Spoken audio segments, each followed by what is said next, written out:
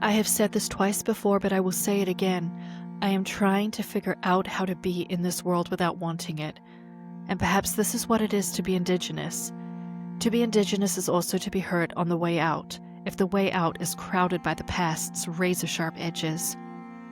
The body remembers when the world broke open is a provocation of mine to think the time frame of colonial worldings through the language of haunting and speculation, which is to say that we are not done mourning the world-shattering magnitude of settler invasion and its attendant crime scenes of all sorts, and that this kind of loss yields effects that reverberate into the near future by way of the body's critical receptivity. That is the ease with which we can be undone and displaced by others. Avery Gordon is a sociologist of ghosts, and she knows that this world is not the only one, and that there is a porous boundary between absence and presence that allows the past to both seek revenge and to live again in the present.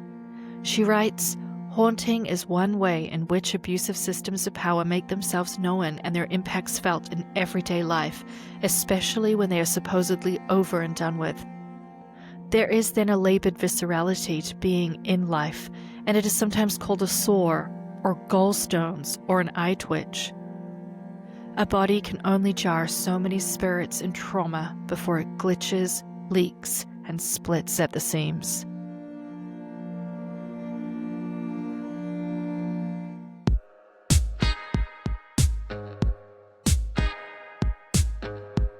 Hi, we're Molly Kelly? and Bronwyn, and welcome to This Might Be True, the podcast where we separate fact from film fiction. And today we're looking at the 2019 film The Body Remembers When the World Broke Open, which is co-directed by Elle-Máijá Tailfeathers and Kathleen Hepburn. A great title for a film, one of my favorite titles. Molly, do you want to explain where that title comes from? Yeah, so this is from the First Nations Canadian scholar and writer Billy Ray Belcourt's essay poem of the same name. And Kelly, you actually read from this poem as part of your pre-record. Why do you think the filmmakers chose this title? Having read the poem, Kelly, do you want to reflect a little on its significance? For me, what it sort of symbolizes trauma in the body and the way that trauma exists in the body, and in particularly talking about Indigenous generational trauma. And we're going to explain a little more about, especially within a Canadian context of residential school systems and things like that, and how this trauma exists and stays in the body through those generations. And I sort of felt that the way the body remembers when the world broke open, it's, at least from my perspective, this idea of that the way it exists, how trauma is always present in the body and how that continues generationally. And it is a very visceral image when the body remembers, you think of, scars. And then often I remind my students too, like childbirth. I'm sure your body remembers that, it makes Kelly. me think of, it makes me think of childbirth in terms of broke, and she is pregnant in the movie. I feel like that has a nice metaphor as well. It sort of leads into that. It's that generational thing. We've got a character who is pregnant, and we've got that next generation of Indigenous people, and she herself, having that trauma. And there's kind of that underlying idea of what is transferred to each generation. I should also share that Missy Malloy talks about how what it kind of does, the phrase, is that it simultaneously evokes birth and violence kind of at the same time. And that's kind of the struggle, right? You're trying to be reborn, you're trying to move on from the trauma, but the violence is always going to be with you, even through the generations. So if those who are not familiar, this is a Canadian film. It follows a chance encounter between two Indigenous women on the streets of the Downtown Eastside in Vancouver. One woman tries to encourage the other, who is a pregnant domestic abuse victim, to seek help. So before we get underway, we would like to note that this film, and therefore our conversation about it, does deal with some disturbing content that may be triggering for some listeners. I think before we go any further, Kelly, would you be able to share some resources for our viewers that may be triggered by this? Absolutely. So, if you or someone you know is a victim of family violence and you're located in Canada, you can find family violence resources and services in your area at www.canada.ca. We actually will provide the direct link in the description of this episode. And if you're in the US, you can call the National Domestic Violence Hotline at 800-799-SAFE. That's 800-799-7233. And we are releasing this episode ahead of the National Day for Truth and Reconciliation, which is September 30th of each year. The day honors the children who never returned home and survivors of residential schools, as well as their families and communities. The Hope for Wellness helpline is available 24/7 to all Indigenous people across Canada. You can call 1-855-242-3310 or connect online to reach experienced and culturally competent counselors, and we will provide all that information in the description below. And we should also acknowledge that we are gathering on the unceded ancestral lands of, at least for me here in Vancouver, the Tsleil-Waututh, Squamish, and Musqueam nations. And we are very grateful to be on their land and celebrating filmmaking today. And I'm really looking forward to digging into this episode. So I would like to provide a little bit of context about why I chose this film. Listeners, I am an instructor of film studies, and I got the wonderful privilege to design a Canadian cinema course back in 2019. And this film came out right at the end of 2019. I saw it during the pandemic, and I was really blown away by it when I watched it. And yeah, this was a film that I was really excited to see too, because it's set in Vancouver. I wanted a film that was film and set where we live. And also it was a very contemporary Indigenous cinema example. And Elle-Máijá, who we mentioned before, one of the co-directors, she also attended film school in Vancouver. She is kind of a local gal who's now gone on to have quite a rich career.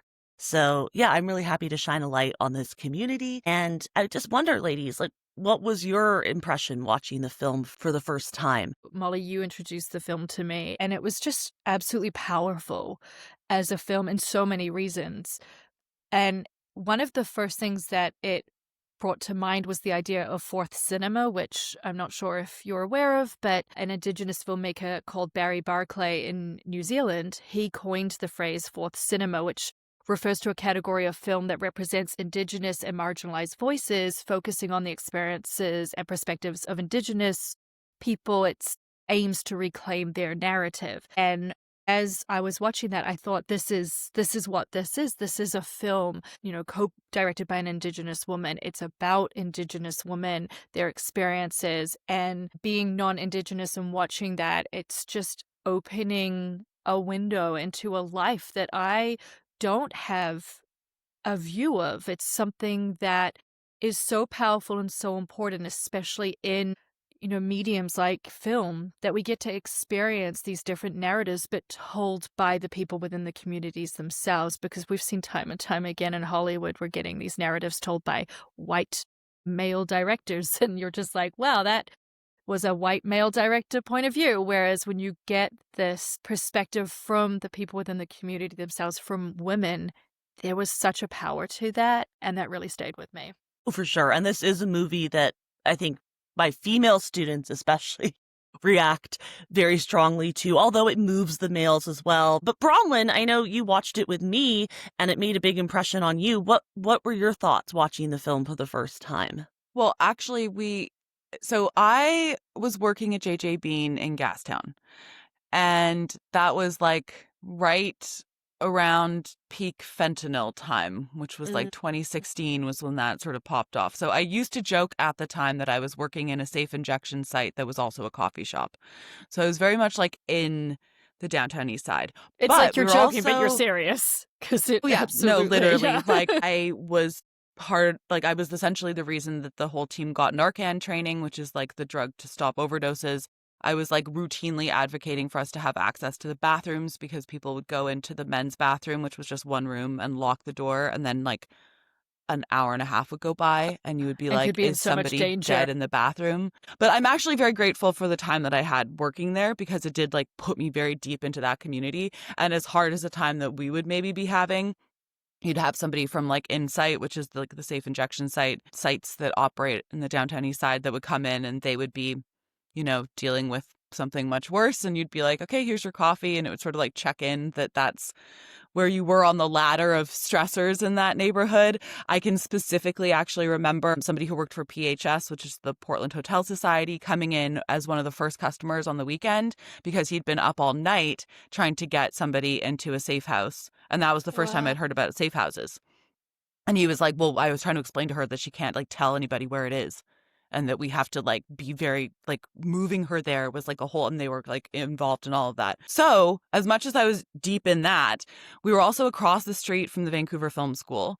And on the other side, we were across the street from SFU, where they had their like cinema studies and their theater where they did like events and stuff. So we were surrounded by film students. And one of my regular customers who also worked in the neighborhood worked on The Body Remembers When the World Broke Open. They were like my age. It was like, this is cool. They're working on a cool indie movie. Then they all flew to Berlin, which is where this premiered. And I remember them coming back being like, we were just in Berlin with this movie. Like, this is so cool. So that was how I had heard about it and was like, this feels so close. Like, not close in terms of subject matter because I didn't really know what it was about yet. I was just like, oh, this is so cool. I like know these people and they like worked on this. And it, was shot like nearby. It felt very like, oh, this is a cool indie, small budget, like local team production. And it's your hometown as well. Like you and Molly, that's Vancouver's your hometown. So that's adds that kind of connection to it. Yeah. And this is like, I mean, it's interesting because it's all unfolding in real time. So I think that is like very gripping when you watch it. I've definitely found that where it's like you turn it on and then it just goes and you have no room to like, it's not the kind of movie where you're like going to pick up your phone. So as we've already said, one of the co-directors, Elle-Máijá Tailfeathers, is Indigenous. And Kelly, I was hoping you could kind of give us a bit more background on who she is, because she is central to the event that this film is based on. Yeah, so Elle-Máijá Tailfeathers was born in Cardston, Alberta, which is a province in Canada. So her parents, and I want to just say I tried to research how to say this name, this Norwegian name. Her father, and I'm so sorry if I butcher it, but it's Bjorn Tore Jacobsen is the best I could come up with. So if I'm saying that wrong, I apologize. So her father, Bjorn, is a Sami rights activist and journalist from Norway. And her mother, Esther Tailfeathers, is a Kainai activist and doctor from Canada.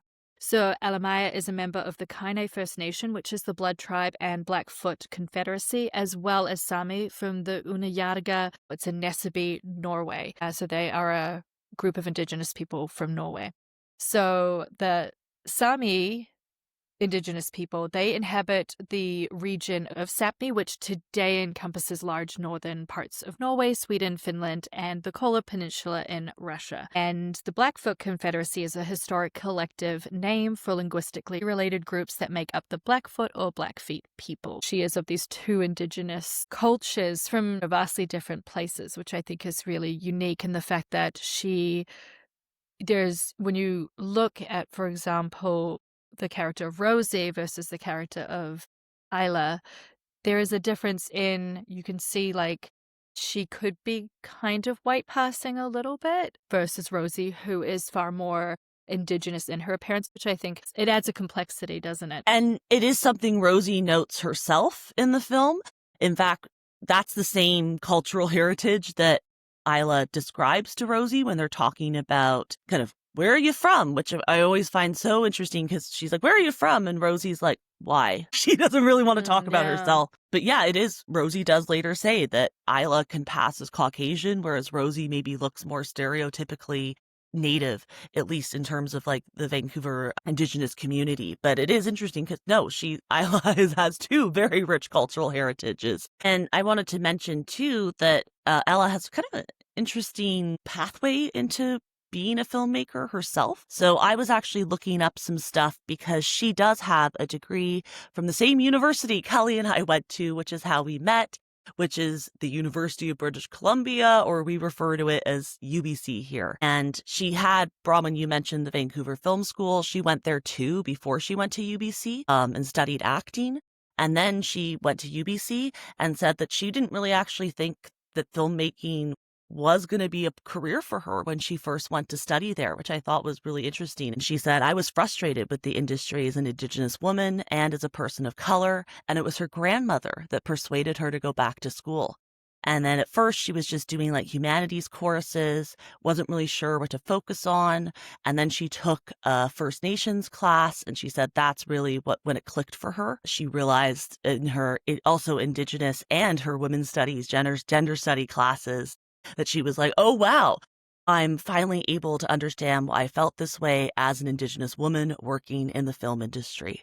And she said studying at UBC really did help her put into context why she was going to focus on this career path.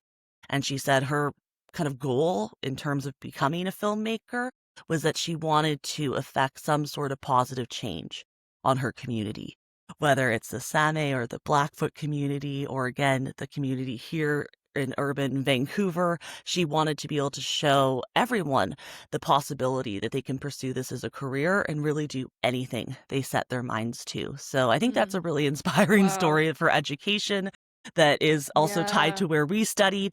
UBC too is on unceded ancestral lands. It's a interesting place to study First Nations studies for sure, because you are like on their land and they have the longhouse down there. And yeah, it obviously sparked her interest in her own background, and also kind of, I think, gave her a strong kind of theoretical groundwork in order to then become a filmmaker. I think it's really interesting because I've studied back in New Zealand. I've studied some Indigenous filmmakers in New Zealand when I was doing my bachelor's down there in film studies. And it's this idea with a lot of Indigenous filmmakers, they're making for their community. There's this depth there, and you don't see that necessarily with like your typical white male director, for example. I mean, it's not ego. You know what I mean? Like, you get a lot of directors that are out there for the ego and putting these films together, and there's a lot of that to play, which is fine in and of itself. But there's something about how a lot of these Indigenous filmmakers really are. They're wanting to, which goes back to Barry Barclay's fourth cinema, this idea of making films.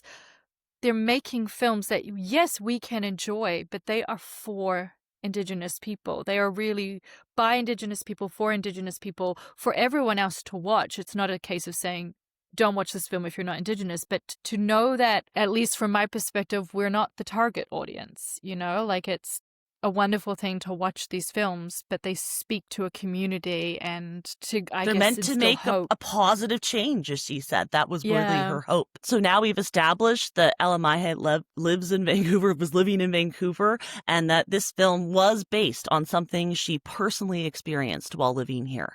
So Kelly, please tell us about the event that this is based on.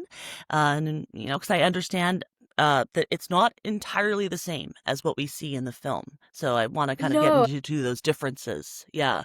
It's interesting because in other episodes, like, for example, when we talk about Titanic, the event is so clear. It's like this and this and this, and these are the players. This is different because this was an event that happened in a brief moment within a one-day period between two women, one who we don't ever know her, and so it's not like you can do a deep dive research into this event. It's really just from what Elle-Máijá said. So she drew from a real event where she talks about how she was in Vancouver. She was shopping for toothpaste, for a lead-free. I think she was reading a book, and it was a particular book about, how to, I guess, make better purchases in terms of certain attributes. And I think there was something, she said she spent like 20 minutes in this aisle trying to figure out what toothpaste to buy. That was her big thing of the day, that she had to, like, her big concern at that moment, And then she goes outside, pouring Vancouver rain. It's February. And as she's walking, she just sees these brown feet on the ground. No shoes, like just barefoot, pouring rain Vancouver, which is cold. And she was really caught off guard, and she walked around and she looked and she saw that it was a young Indigenous woman who was very pregnant and looking very distraught.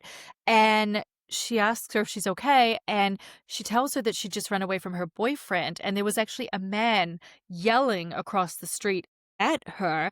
And so Elle-Máijá thought, okay, I just need to help this woman. I needed to get her to safety. So they got into a car to go, which is like those tiny little Yeah. cars. I don't, if you don't have them in your city, they're like really small, and you can just, rent them for a period of time. And so she got in the car to go. She wanted to take her to the hospital, to the police, but the woman did not want to go there. And so she didn't know where else to take her, so she took her home. And in the interview that I listened to her speak about this event, she said she was really naive to the realities of getting help for a woman in that situation, and she actually never saw the woman again. She tried to go past, like she tried to bump into her again. She would go past like certain places and hopeful that she would bump into her, but she just never did. And it's something that just deeply impacted her, and she carried the story for years. And she wanted to honor the story. And so she reached out to Kathleen and she told her what had happened, the story as it had happened. And Kathleen just saw immediately how complex and layered it was, and also how urgent it was to the time that we're living in Canada. And so that's really what this story comes from, which I think is really interesting. And yet, she never saw the woman again is almost frustrating because, like, we know what Elle-Máijá's up to. She's done TV shows. She's continued to have a very great career. She's made documentaries. But yes, this woman is a big unknown, so we can't necessarily say how much was true. But I also understand that she workshopped the script really heavily with women who were kind of like Rosie. And she got a lot of feedback. And I think Bronwyn, maybe when you were talking about the person you knew at JJ who worked on it, I know that they did launch with Story Hive this like Indigenous mentorship program. So everyone who was working on the film had like an understudy. They called it a youth mentorship. So 11 Indigenous youth from 16 to 28 were paired with 11 key creatives throughout all the departments to get filmmaking experience, which is really cool. And yeah, I think even though they don't know who the woman is, they did have a lot of Indigenous youth, people like the woman, working on the film and giving feedback, which I think does make for an authentic characterization for sure. Kind of like the best thing you could get if you can't find the actual woman that she bumped into is to find like women like her and be like, okay, theoretically, what happened? What was the backstory from your point of view? One of the great things about this film is that, as Bronwyn said, it premiered at Berlin, and it did get the attention of Ava DuVernay, who, if you're not familiar, is a Black filmmaker from the United States. She's done like great films about like the American prison system, 13th. She did that series When They See Us that was on Netflix about the Central Park Five. And she apparently was at the Berlin Film Festival, I believe, and that's how she became aware of the film. And she picked it up with Array, which is Artists, Advocates, Audiences Aligned. And she was, I believe, in other parts of the world, it's on Netflix because of Array's distribution. And then here it's available for free on CBC Gem. And that's also because they produced it partly with money from the CBC. It was actually part of this new program called Breaking Barriers that was for underrepresented creators. I don't know if it was necessarily that new, but it was considered a film that broke barriers. And yes, it got funding from CBC. It got funding from a lot of areas, which I guess I should mention is pretty normal for a Canadian film compared to American movies, is that we cobble together funding from various sources. And even then, the budget will not be very high. I could not find a specific budget even with this film, nor could I really find a specific gross, which is interesting because all the other films we've done, those numbers are out there. I couldn't get a firm grasp on it, but I would assume it wasn't an overly expensive movie. Nevertheless, it did need funds from a variety of sources. So we mentioned Kathleen Hepburn. So she is the co-director, and it was produced by her Experimental Forest Films, which I'm like, love the title of that production company. And they describe themselves as specifically committed to socially relevant, nuanced storytelling that celebrates creative risk and cinematic vision. And then I also learned about Violator Films, which is another Vancouver-based independent film production company. And they are specifically, they say on their website that they're looking for socially conscious, character-driven stories with female creatives. and Lori Lozinski was listed as one of the film's producers. And yes, lots of money went into this from different places. So Telefilm had some funds that they put forth, Creative BC, and because of Elle-Máijá's heritage, she was able to get support from the Norwegian Film Institute and more. Yeah, so it was a cobbling together of various sources of funding. And it made a really big splash in terms of like, if the woman's still out there, maybe she did hear about it, because in Canada, it won like the best prize that we have, the Toronto Film Critics Award, Best Canadian Film. It won $100,000, which is, yeah, the largest one in Canada. And I do think it was so great that Ava DuVernay picked it up.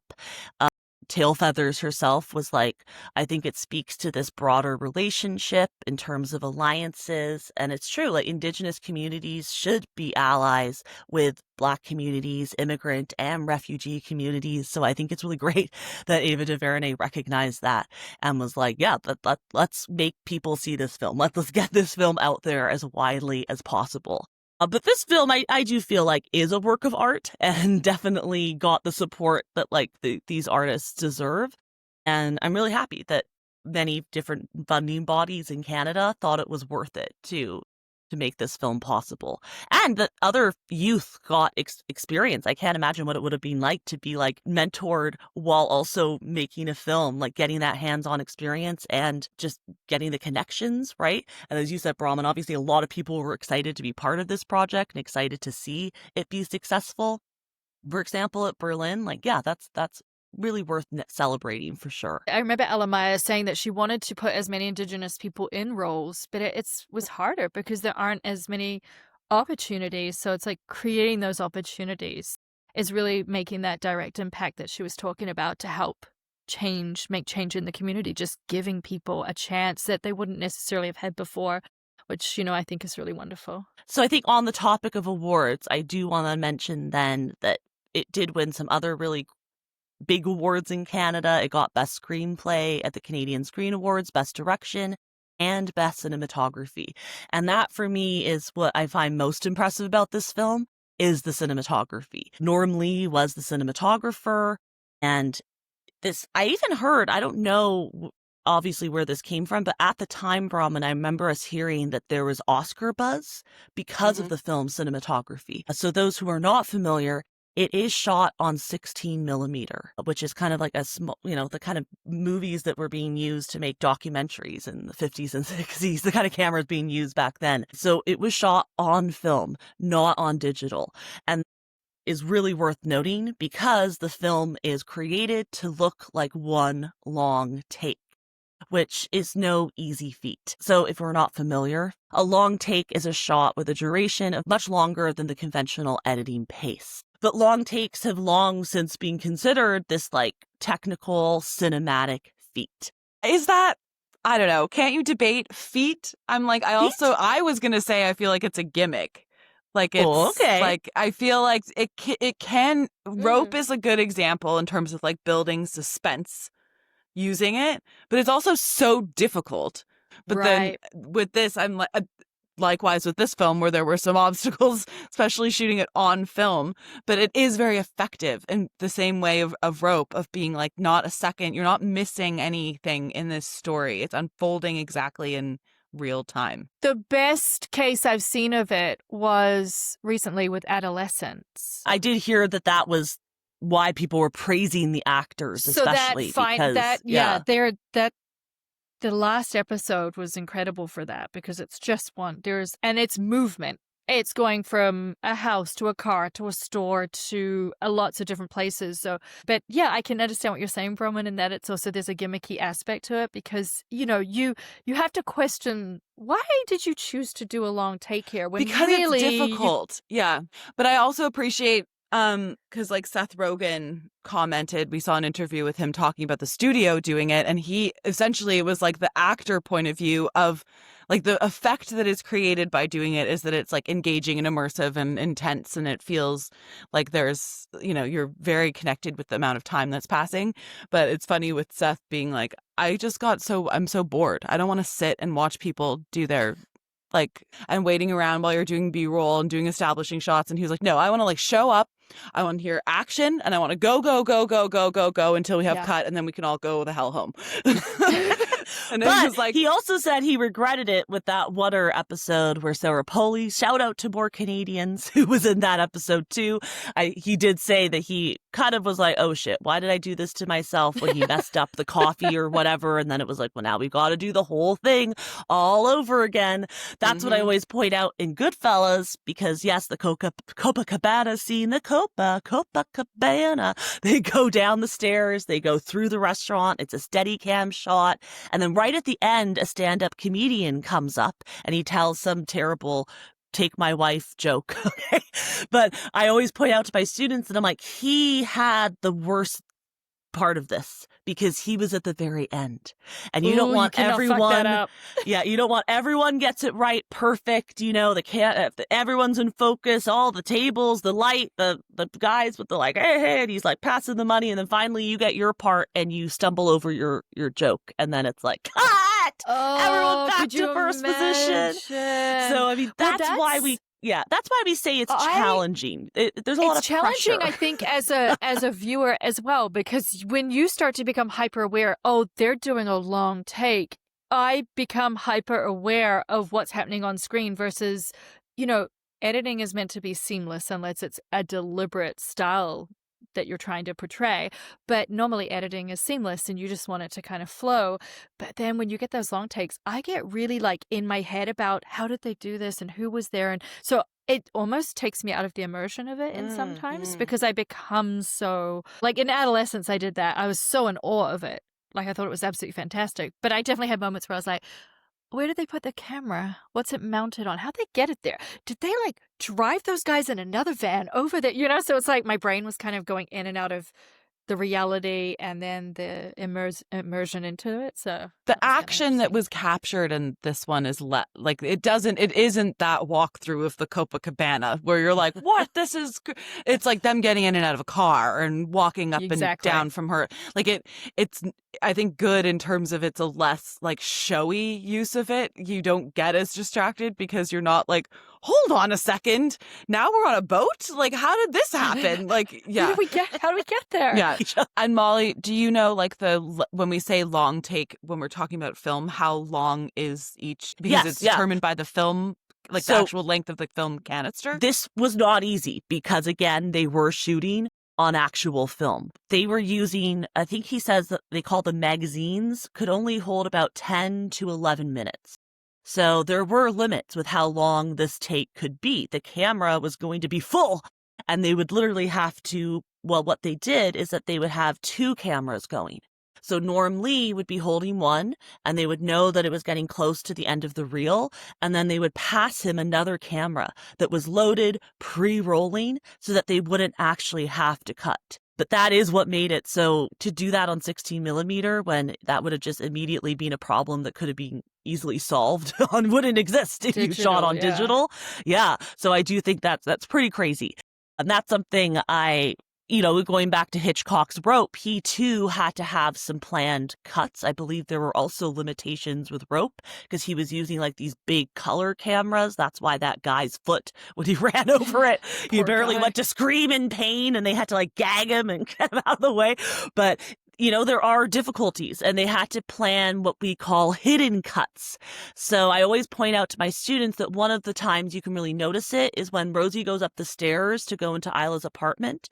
It gets kind of dark and shadowy in the stairwell. And that's one of the moments where I feel like you kind of notice it the most. Not that it is perceivable. They did kind of like do some magic in the editing to try to hide them. But that when it gets a little dark, you're like, oh, that makes sense because that's the moment. And I think Hitchcock did things where it's like when it's people's backs, or he had some way of doing it. And the lighting to me was really interesting because it was quite dark in certain space. Like in her apartment, it was quite, lit and bright. Even with the rain, it was quite a white environment, walls and everything. And I like with that setting too, because it is so clean.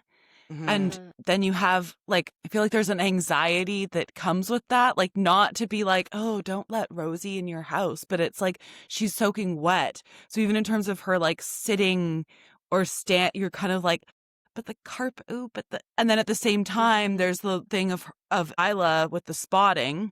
from the IUD. And then Yeah, she's yeah. like, you're bleeding. And it's this thing of like, you can't, this Get is it like all a over the space where you couch. can't contaminate, Yes. you know, like yeah. it doesn't feel like there's room to be like messy in this space. Right. Like it creates anxiety on like both of them where you're like, Yes, ooh, but yeah. don't, ooh, it's like you wouldn't want to get bodily fluids or like rainwater, like, ooh, the Right. gross, like natural, you know, yeah, because it feels kind of. And I know Elle-Máijá said that Isla is more privileged, and she kind of put her in a position of privilege from where her own, self was at, not necessarily at that time, I'm not sure, but just her own experiences.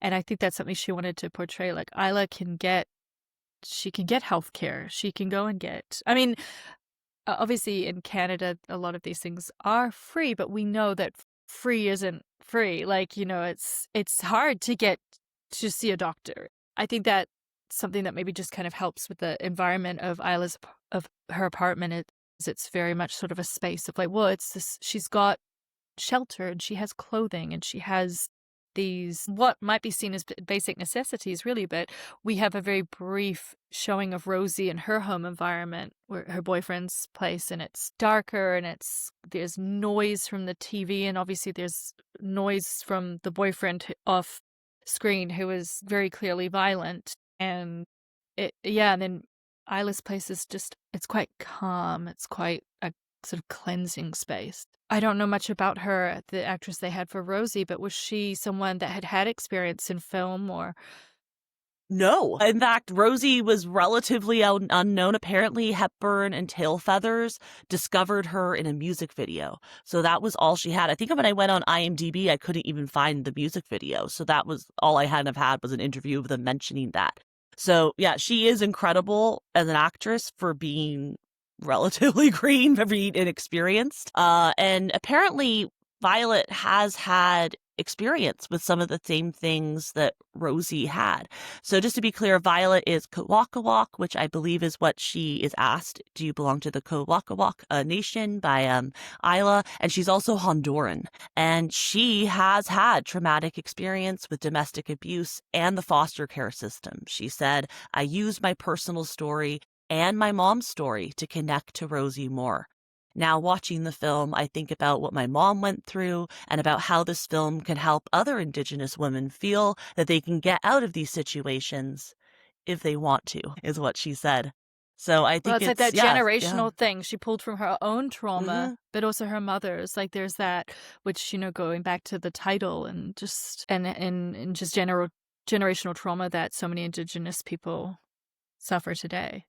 And maybe that's a good segue, because in terms of maybe what's not true based on the event, that I understand, Kelly, is one of the fictionalized elements of this story, Yeah. is the character's experience in foster care. Do you want to speak to that a little bit more in terms of why Ella might have felt the need to add that to this story? Yeah, so it's true. So she did fictionalize because, as we know, she didn't really get to know this other person that she'd helped, this woman that she'd helped, and she never saw her again. But she did an interview with Tom Power, and she said, we thought it was really important to speak to certain themes, like Indigenous youth aging out of foster care. The young woman I met that day hadn't been to foster care, and again, the film is fictionalized. The character of Rosie is someone we created ourselves, but it's very much there still in that relationship between the two women. And I thought it was really interesting that she wanted to incorporate that and speak to that. I would say the reason that she wanted to do that is probably because of the statistics. If you look at the statistics in Canada, 53.8% of children in foster care are Indigenous, which is just so much when you think they only account for 7.7% of the child population in Canada. And this was according to a census done in 2021. So 7.7% are Indigenous children within the population, and yet within the foster care, 53.8% are Indigenous. So it is such a important subject and topic to discuss, and I think that she felt that that was something she wanted to bring in because of putting a spotlight on it, since it seems to deeply impact those communities. And then I read a report in empowering Indigenous youth in care as they transition to adulthood. So it was just an article about just certain struggles that Indigenous people face as they age out of that foster care. And it said that children who spent time in care fall behind in various areas of well-being and development. These effects continue to limit their opportunities and outcomes long into adulthood, which together impact economic growth and incur costs on government. And obviously that was looking at it from a kind of a governmental perspective as well. A lot of these resources do come from governmental studies. You do get a little bit of that perspective from it, but I think it speaks to, if we're looking at trauma as an umbrella term, foster care is going to provide so many different forms of trauma, and then you age out and then you're left out into the world and no one's there to guide you. And you have to figure it out on yourself, and so many people end up in situations where they're vulnerable and they become more susceptible to issues like, drug abuse and sexual abuse and intimate partner violence, because they've never had those experiences that some of us are so privileged to have, which is to have an upbringing where you have people who can care for you long after you've left the home. And I think that for Elle-Máijá, that was something that was probably really important to highlight, which I think was really nice for her to bring that up, because it's something that I didn't know much about. And as I was doing my research into it and looking at those statistics, I was like, oh my God, that is like in your face statistics. It's really, it's really alarming. I read this other statistic that Penny Frazier, who's a longtime youth advocate, and she's an editor of, it's a monthly publication called Zine and Heard. It amplifies the voices of youth in Alberta's child welfare system. And she says, she points to the daunting odds that former foster kids are up against. They are 200 times more likely to become homeless and much more likely to struggle with addiction and to be trafficked or sexually exploited. And so it's like these already vulnerable people are put out into a society so vulnerable with no one to protect them, no community. And someone like Rosie ending up in a situation where she suffers intimate partner violence, you look at those statistics and you think it's just so unfortunately common, like heartbreakingly so. And I was going to say, Bronwyn, like, if they don't have a lot of direct it's not like she's like, so I was in foster care and this happened. It's kind of, we have to put it together through comments that are made, like little things. At one point, she asks Isla if she works for MCFS, which is like the Ministry of Child Family Services. And that's kind of one of the more direct indications that she knows this organization. She now knows this branch of the government well, because it was the branch that would have ultimately separated her from her mother.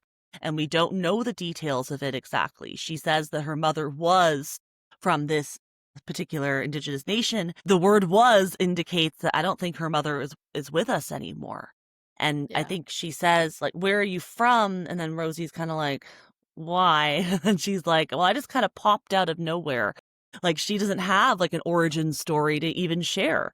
Or somewhere to go back to. Yeah. Right? She like has there her is also grandparents that. It's sort of in like Port Hardy, but she doesn't seem to want to go to the grandparents. She mentions a half sister, and then she's like, what is she like? And she's like, well, I don't really know, which is weird. Normally people can talk about their families and would in a moment of crises want to go and be with their grandparents. But even at the end, Isla's like, are you sure you don't want it? We can get you a bus ticket. You can go to Port Hardy. And she's like, no, I'm just going to go back. No. I think for Rosie, she's someone, and I think, we're confronted by her. She's not someone who, Isla's quite soft-spoken, and she's clearly had education, and she has resources and access to certain things that Rosie doesn't. And when Rosie speaks, it's definitely more, there's a lot more swearing and a lot more anger, but it makes sense because she's come from this institutionalized, it's almost like institutionalized violence, really. It's perpetuated and it's continued. And how would someone to survive it and to come out of it and still be alive, I think is of itself incredible. But then she sort of wants to, but doesn't untangle herself from this situation because she doesn't know anything else. Like, her violent partner is the only place she has. It's the only home she knows. And to ask her to leave it and go into the unknown would be terrifying. Well, and if especially being she's so young. if she's experienced the foster system herself, which like we have sort of deduced that she probably did, she's pregnant. That's twofold. Like her, quote, getting help or freeing herself could also endanger her child in terms of it being taken away from her. So like that's a whole other layer of like consideration. I mean, and I think also another thing to mention is like there is a lot of continuity in terms of Canada between something like you mentioned the stats of becoming homeless. I think I don't have the stats, but there is a continuity between foster care and then the prison system in Canada, where the Indigenous population is also very much overrepresented. And that I think is really important with this story in terms of like who feels they can call the police and be helped by the police. Yeah, to Rosie, the police represent a face of oppression, and that goes back decades in terms of, well, the RCMP, so Canada's federal police, for those who are not familiar, were responsible for forcibly separating children, Indigenous children, from their families and taking them to residential schools. I often show my students this painting by Kent Monkman called The Scream that was hanging in the Museum of Anthropology recently. Yeah, and I mean that is our nation's history, and that is possibly in Rosie's family history as well. Police don't represent someone that helps. Police represent someone that tears families apart forcibly. And yeah, she is very, very strongly like opposed to getting them involved at all. One of the things that I love about this film is that it could be easy to make Isla seem like a hero, or that she's like right and Rosie is wrong, where I feel like they do a very good job of making you understand that in a lot of ways, Isla is very, as Tailfeathers admitted herself, very like naive in terms of the situation. And she is showing a lot of her own privilege just in terms of the steps that she thinks could be taken to alleviate the situation. But I like with this film that like they do a good job of like making you aware that that she is like making assumptions about things and that she is wrong, Isla, in terms of like you can't just parachute in and lift somebody and then be like, there we go, job well. You know, like it would be almost like it is beyond belief to be like bumped into this, like the Hallmark version of this movie where then you're like, and now she's on her own. She's got the apartment. She did the like makeover montage scene, and now she's like, ready to go into a corporate. She's like ready. Exactly. I think it's great in terms of like it's real time. It's an hour and a half. And did you totally fix her life? No. Yeah. She got a bagel and she got some drugs that she could then sell for a little bit of money. Otherwise, her situation is like completely unchanged. Which I feel like as the savior person, you're like, okay, now's the moment. I can like go into this and like help this. And then you're like, oh, I actually have like so little power to affect. I think the only hope is that it's a little seed in her mind. So later down, maybe it grows into, I could go to that place. I remember that place. There's an option. So like the first thing is knowing it's there, right? Exactly. But I think that speaks to why... I mean, it takes, like statistically, I was looking at the National Domestic Violence Hotline website, and they say on average it takes 7 times before someone leaves for good and from an intimate partner violence. Yeah, that's what the woman says when Isla is leaving too, because Isla goes, "Is this normal?" The woman goes, "This is pretty normal," and Isla goes, "Which part?" And then she says, "Well, it can sometimes take them 6 to 7 tries before they finally leave." And that's like a whoa moment in the film to be like, and this is not now just an Indigenous situation. This is any woman in a domestic abuse situation is going to take 6 to 7 tries. Yeah. And I'm like, but like, what if you die before you get to try again? That does happen. So many do. Yeah. And so many do. And that's the thing, because it's just a fact that the most dangerous time is when someone tries to leave. That is the most dangerous time for a victim of domestic, intimate partner, or any domestic violence. It's when they try to leave.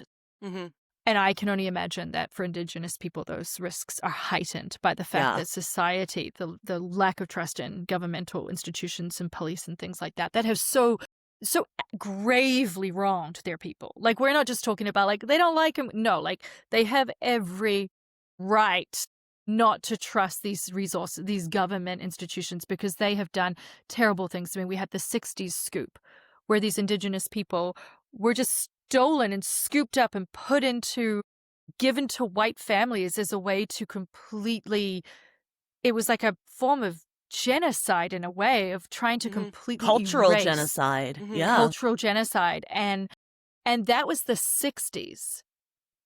But we know that we have the residential school system that was in place. And I think we should talk about that now, because that's like a really important to understand within a Canadian Indigenous context of where a lot of this trauma is rooted from. I think there was like maybe a chapter in social studies in high school, but I don't think it got the attention that it is now getting in terms of Canadian educational system. And I remember doing a Truth and Reconciliation activity when I worked at UBC in admissions, and they brought up that the last residential school closed in the 90s. And many of us were like, what? 1997. We thought this was like the past, you know? And it's like, no, this was actually going on during my childhood still. We just talked about Titanic, right? Recently. And that's 1997. So think of where you were in watching Titanic. The residential school system was still in place in 1997. Whew. That was the This is the news. The 90s. Like, we were alive. Yeah. We're alive. Have memory, can remember the songs and the movies we watched. Like, it's not ancient history. And I mean, you know, to give a little context to the residential school system, so it was called the Canadian Indian Residential School System. It was a network of boarding schools for Indigenous people. And it was funded by the Canadian government's Department of Indian Affairs and administered by various Christian churches. And it began after the Indian Act was passed in 1876. And attendance became compulsory in 1894. And by the 1930s, about 30% of Indigenous children were attending residential schools. This was not a choice. These children were stolen and forced into these schools. It is horrific. And the last federally funded residential school closed in 1997, and schools operated across most provinces and territories. And over the course of the system's more than 160-year history, about 150,000 children were placed in residential schools nationally. You can't really put into words the significant harm that these children faced. They were removed from their families, their cultures. There was physical and sexual abuse. There was malnutrition and disease. They were forced to assimilate to Western Canadian culture. They lost their Indigenous identities, their language, struggled to fit in with both their communities as well as Canadian society. And it has contributed to ongoing PTSD and post-traumatic stress, substance abuse, and they don't really know the number of school-related deaths. So as we say, Canada is still finding these graves. And it's something that only recently they've started to really kind of talk about nationally, and to sort of say, we did this. This is a part of our history, an extremely horrific part of history that must be discovered and discussed, because these bones have not even all been discovered yet. So they don't even know the number of school-related deaths. There's also incomplete records. However, according to the Canadian Encyclopedia, in the final report, they identified 3,200 deaths, although they've noted that that exact number of students who died at residential schools is completely unknown. They estimate it's probably at least 4,100. It's expected to keep rising. And they think that, like the former chair of the TRC, Murray Sinclair, said that approximately 6,000 children could have died at residential schools. And a lot of them died of diseases. They were not cared for, and then they died and they buried them, and their family members were never told. So their children were stolen from them, put into these systems, and they never saw them again, and they were never given any kind of update of what happened to them. So when we talk about generational trauma, we're talking about the trauma of people who lost their loved ones and the trauma of those who survived. So no one wasn't touched in the Indigenous communities. No one wasn't touched by this horrific system of residential schools. But then in some ways, it's still happening, because many people see the foster care system as a continuation of residential schools, and that it is having similar results, and it's taking children away from their culture. I could just mention the statistics I have of Indigenous women in intimate partner violence, because they are at a disproportionate risk. 61% were more likely to experience some form of intimate partner violence in their lifetime since the age of 15, compared with non-Indigenous women at 44%. So the statistics are just so much higher. But that is such a front and center point of this film, is intimate partner violence. And I think yet, that was something... it's not a front and center thing that we actually see. Which is interesting with the long take, because you could have used that, because Kelly, you mentioned earlier how sometimes when you do use a long take, it can be made to make the audience feel uncomfortable and that you're like witnessing something that you don't want to be witnessing. They could have chosen for it to open with some like extended long scene where you're just like, oh, I don't Of abuse. and I'm watching. Yeah, it's true. It's you don't see it. It is there. It is so present, and yet you never see violence play out. I love the in that way. tension in the beginning when they're walking away and you can hear him, and and Rosie's kind of like meh. I mean, she's upset, but like Isla is the one that's like the whole time, and to the point that she's like almost has a panic attack when she gets back to her house. But like that sense of like, how close are you to the violence?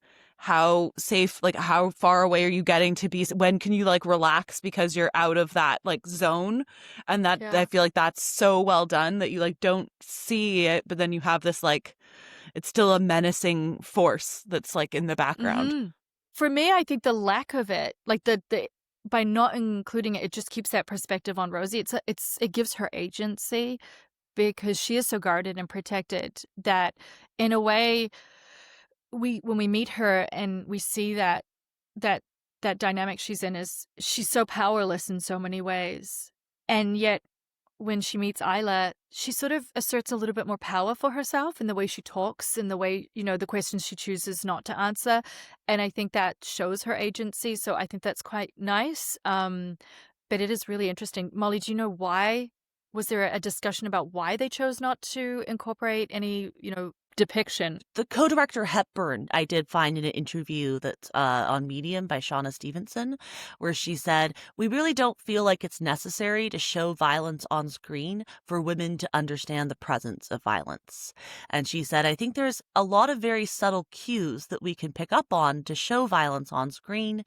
But no matter how you depict it, it glamorizes the situation and makes it thrilling." And that wasn't the intent that they had behind this. And I mean, we do pick up on the cues. She spits out blood when she gets into Isla's bathroom, when she undresses. I always point out to my students, why are we watching her undress? Well, you can see a variety of bruises on her body, new bruises, old bruises. Like the evidence is there that she is being abused. The reason we call it domestic abuse, it's happening within the home. Behind so closed doors. It's not something that's happening on the street.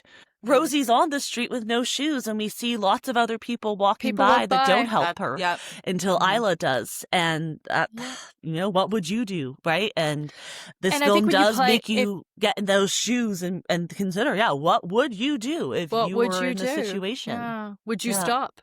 And what was it that made, when Elle-Máijá talks about it and she mentions like the brown feet, and she was she sees this Indigenous woman, and I think perhaps that really spoke to, her community and her understanding of her community. And even though she might not have had the same traumas, there is absolutely people within her family, within her community who have, so she'd be aware of that and wanting to help. There's that connection there where I think when you walk around, and if you live in a big city or if you live in a city that has a lot of homeless population, you get used to just not looking and just walking by, and which is really sad and such a sad truth to our society. Well, and I think it's interesting in terms of this film too, because I think I understand Tailfeathers' impulse, and I understand the character of Isla in terms of like, we're the same.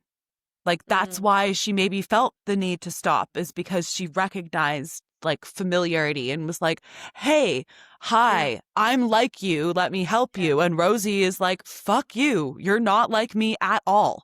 Like you don't know shit about what my life is. And I think that's the great moment, is that Isla's like, excuse me?